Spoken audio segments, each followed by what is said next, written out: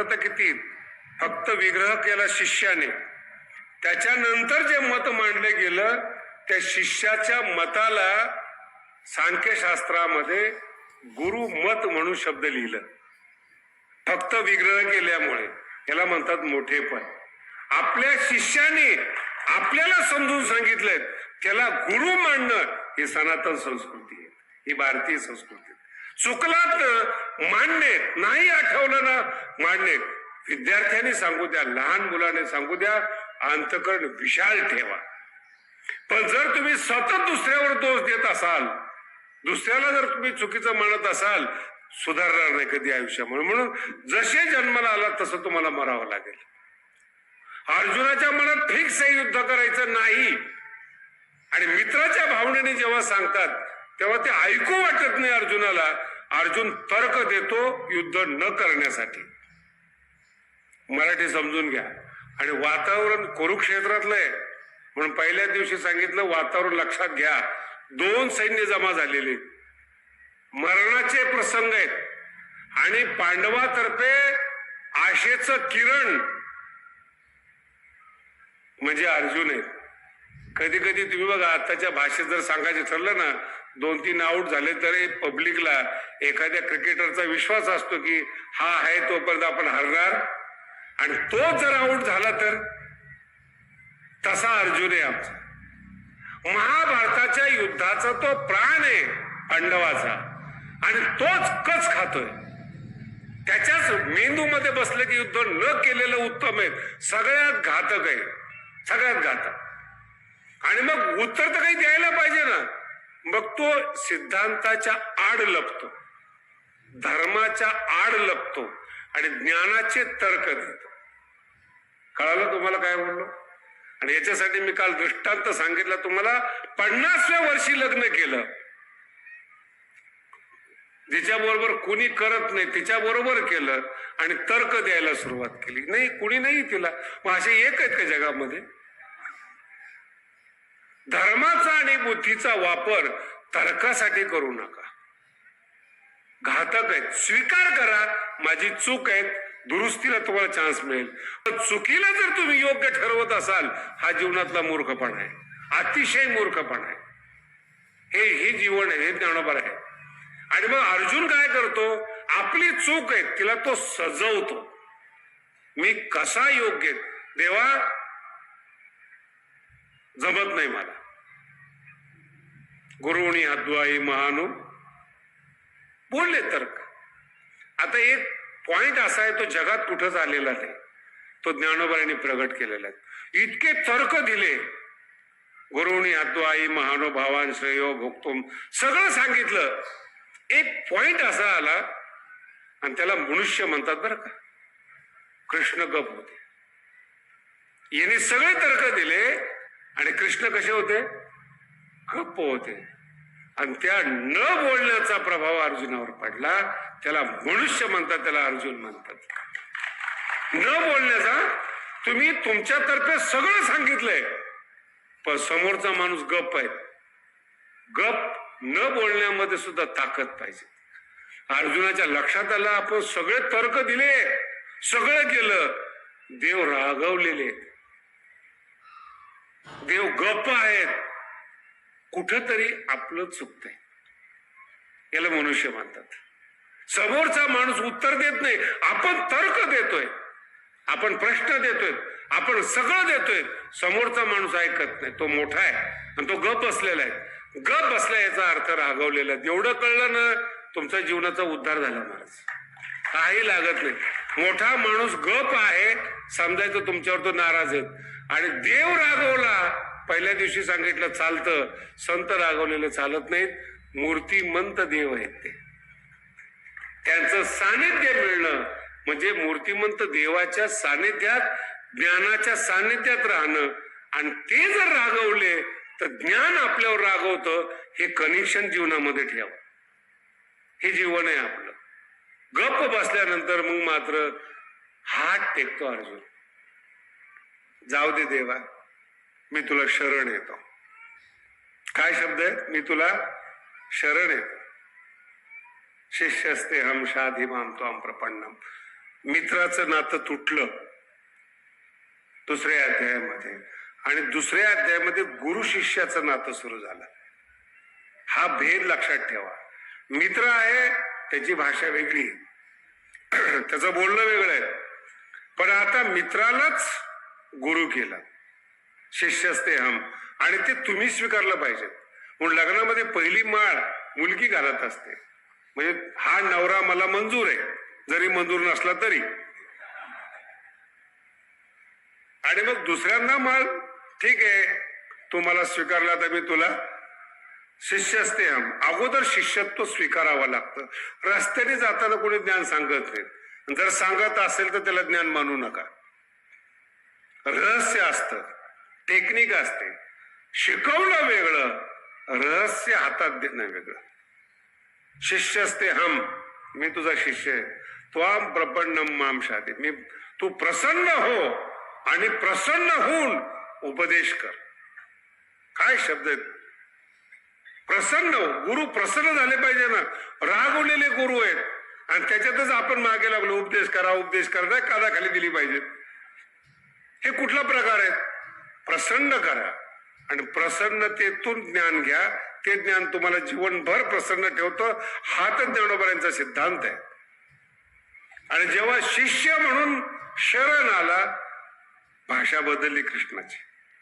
आयुष्यभर जो कृष्ण कधी बोलला नाही आपल्या मित्राला, इथून पुढं गीतेची भाषा बदलते. अर्जुना, तू बोलत होतास माझ्याकडे, मी ऐकत होतो, पण तुला सांगू का, मूर्खासारखं बोलत होता. हे शब्द आहे बरं का, मूर्खासारखं बोलत होतास. आणि तू जर आज युद्ध नाही केलं ना, एक एक तर्क भगवंताचे सुद्धा ऐकण्यासारखे आहेत बरं का. आवाच्य वादांश बघून, आवाच्य शब्दाचा अर्थ आहे शिव्या देणं. आवाच्य वादांश बघून वदिशंती तवा इता, ही एक जात आहे बरं का आपल्यामध्ये, उतावीळ जात म्हणतात. जिंकण्याच्या बेतात आलं ना, लगेच पटाके उडवायला सुरुवात करतात, आणि पटाके संपले की कळतंय आपण हारलो म्हणून. कशा करता वाजवले? आणि हा 5000 वर्षापूर्वी महाभारतात आलेला प्रसंग. आजची उतावीळपणा नाही, मानव जातीच्या स्वभावात उतावीळपणा आहे.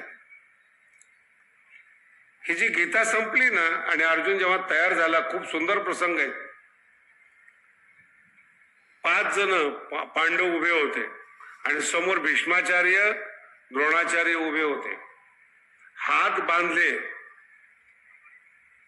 आणि युधिष्ठिर रथातून खाली उतरले आणि सरळ निघाले. बघा, भावाभावात सुद्धा किती एकता असली पाहिजे. हे खूप समजण्यासारखं आहे महाभारतामध्ये. युधिष्ठिरने आपल्या 4 भावाला काही सांगितलेलं नाही, ते उधरले, हात बांधून निघाले भीष्माचार्याकडे, द्रोणाचार्याकडे. लगेच भीम पाठीमाग, न विचारता का चालला म्हणून. आपल्याकडे भावाचा तर हक्क असतो, हे काय करतोस, मला का सांगत नाही. ही भावाची पद्धत नाही. मोठा भाऊ चाललाय ना हात जोडून, लगेच भीम पाठीमाग. आणि गीता आणि विश्वरूप पाहिलेला अर्जुन सुद्धा एकही शब्द न बोलता त्यांच्या पाठीमाग. हे 3 जण एका लाईनीत चालले की राहिलेले 2 जण लगेच रथातून खाली उतरले. नाही, 5 जण हात बांधून, हात जोडून शरण गेले द्रोणाचार्याला, भीष्माचार्याला. मला प्रसंग वेगळा सांगायचा आहे बरं का. आणि जसे 5 निघाले ना, कौरवाच्या सैन्यात असला आनंद झाला महाराज. महाभारतात उल्लेख आहे बरं का, हरले हरले हरले म्हणून असा आवाज झाला. अहो, काही सैनिकांनी कपडे काढून फिरवलेत असे. हे वर्णन आहे महाभारतात, वर्णन आहे. हरले, जिंकलो जिंकलो म्हणून. किती उतावीळ. आणि हे कशा करता चालले होते? तुम्हाला मारण्यासाठी. तुमची आज्ञा आम्हाला पाहिजे. याला म्हणतात विनम्रता. गुरु बरोबर युद्ध करायचे, गुरुची परवानगी पाहिजे, गुरुची आज्ञा पाहिजे. इतका मान गुरुमध्ये पाहिजे हो. नाही तर काही काही शिष्य इतके सुंदर, गुरुला काय कळतं, आम्ही केल्यावर चांगलेच म्हणतात. काय म्हणतात ते? आम्ही केल्यावर चांगलेच म्हणतात. म्हणजे तुम्ही किती नालायक आहात हे तुम्हाला माहितीच नाही. तुमच्या प्रत्येक, आणि एक लक्षात ठेवा, जो गुरु तुमच्या प्रत्येक कृतीचं समर्थन करतो ना तो बाजारू असतो. जर तुम्ही योग्य आहात, गुरु केला कशासाठी? जर तुम्हाला ज्ञान चांगलं आहे, मग कशा करता गुरु मंत्र घेतला, कशा करता गुरु केला? आणि तुम्हाला जे समजत नाही ते सांगण्यासाठी गुरु आहेत, शिकवण्यासाठी गुरु आहेत ते. ऑलरेडी जर तुम्ही चांगले आहात, मग गुरुची गरज काय तुम्हाला? नाही कळत तुम्हाला. आणि एवढा आनंद साजरा करायला सुरुवात केली, जाऊन विनम्रतेने दर्शन घेतलं. मागे प्रसंग सांगितला होता, फक्त आठवण करून दिली तुम्हाला. उतावीळपणा कामाचा नाही. आणि भगवान श्रीकृष्ण म्हणतात, अरे अर्जुना, तू जर युद्ध केलं नसतं ना, ह्या सगळ्या नालायक लोकांनी शिव्या दिल्या असत्या. आवाज वादांश बहून, आणि तुझ्या नावाने जगणारी माणसं आज तुला शिव्या देत म्हटल्या असत्या, भेकड आहेत, घाबरला, चांगलं नाहीये. मराठी कळाली का?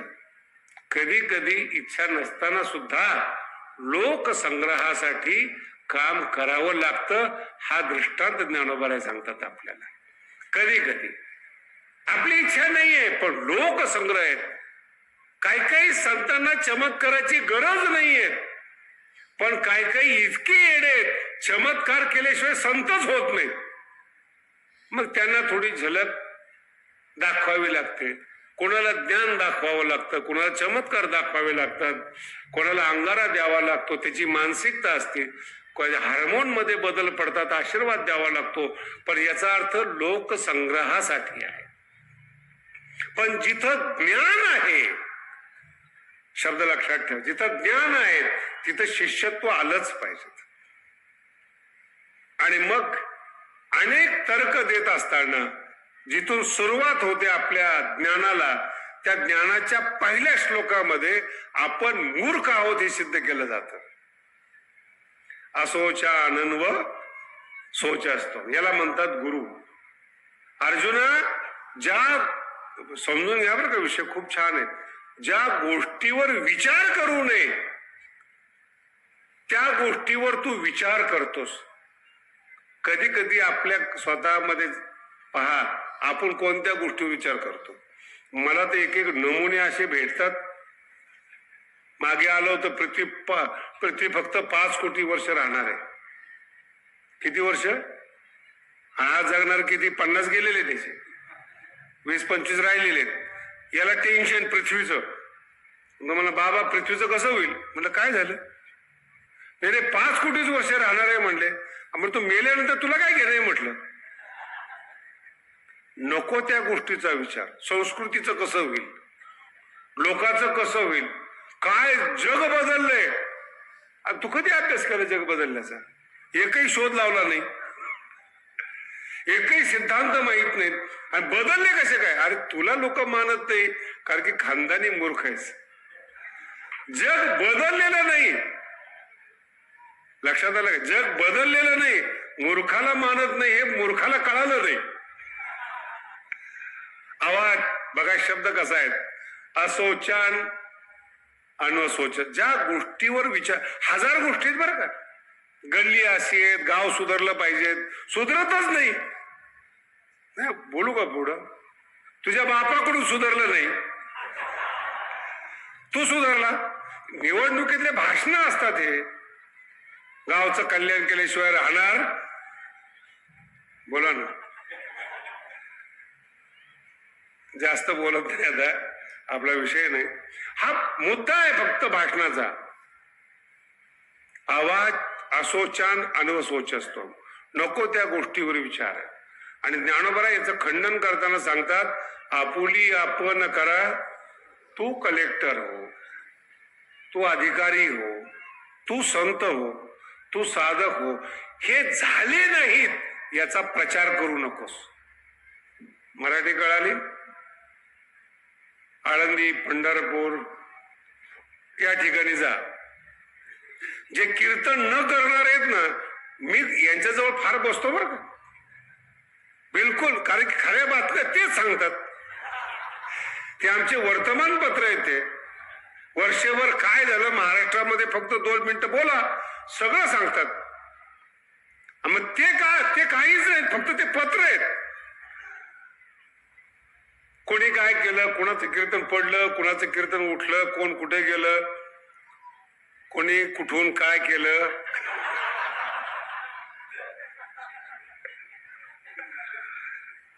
कोणाचा अपमान झाला, असोचान.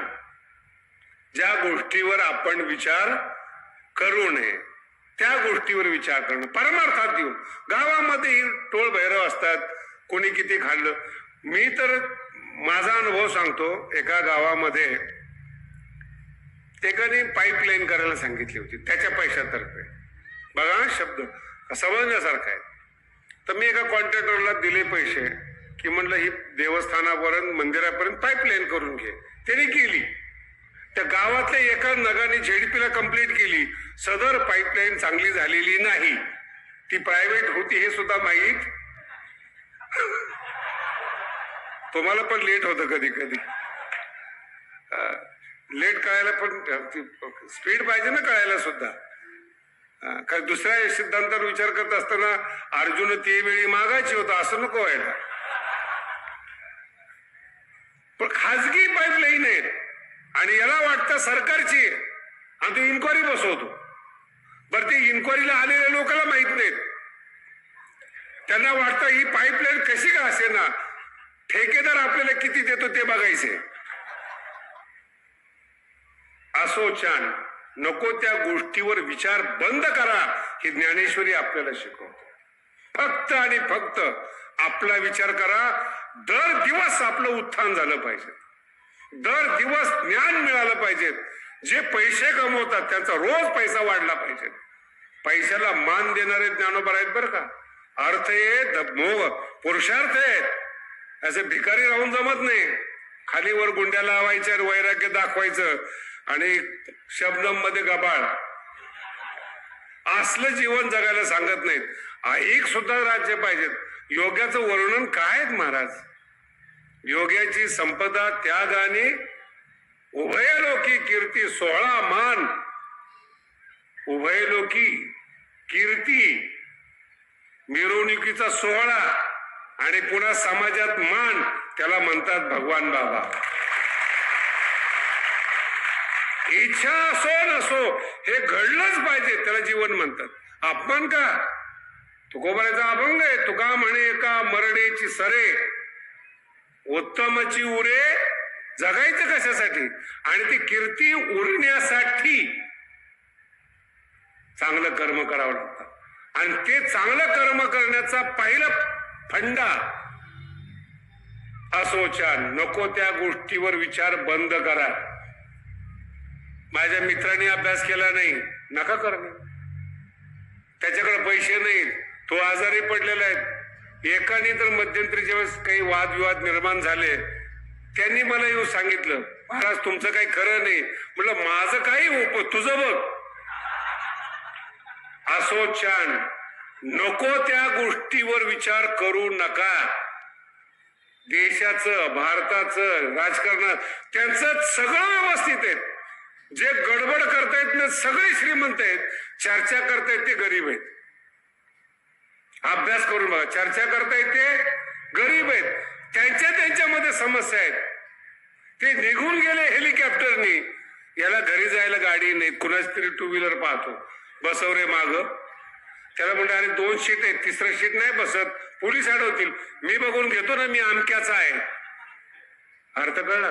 मी अरे आमक्याचा आहे म्हणण्यापेक्षा देवाचं म्हणा ना, आम्ही भगवान बाबाचे आहोत असं म्हणा ना, आम्ही संताचे आहोत असं म्हणा. अभिमान पाहिजे. चांगल्या माणसाचा आहे हा अभिमान ठेवा. त्याच्यासाठी अवास्तवाचा विचार करू नका, वास्तवाचा विचार करा. इथून गीता सुरुवात होते. इथून गीता अजून लक्षात ठेवा, तो शिष्य झालाय पण मनात पक्क आहे, ऐकायचं नाही. हा 2रा अध्याय.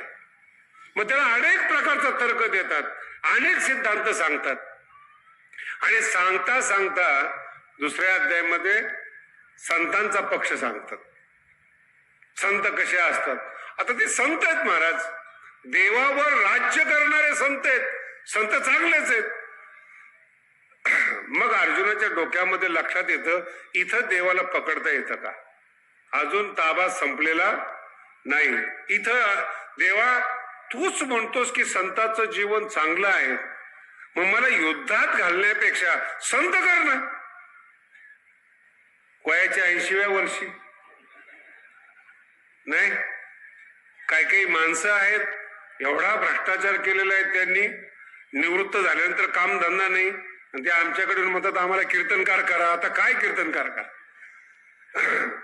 आयुष्यभर 60 वर्ष दुसऱ्या क्षेत्रात गेले आणि आता या क्षेत्रामध्ये तुम्हाला महंत व्हायचंय.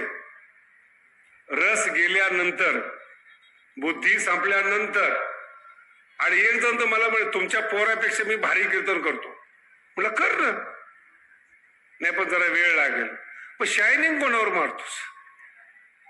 80व्या वर्षी, अर्जुनाचं वय 80 आहे, आयुष्यभर युद्धात आणि व्यायामात गेलेलं शरीर आहे, शरीराला वळण लागलंय, बुद्धीला राजकारणाचं वळण लागलंय, युद्धाचे सराव झालेले आहेत, आणि तो सांगतो मला संत व्हायचंय.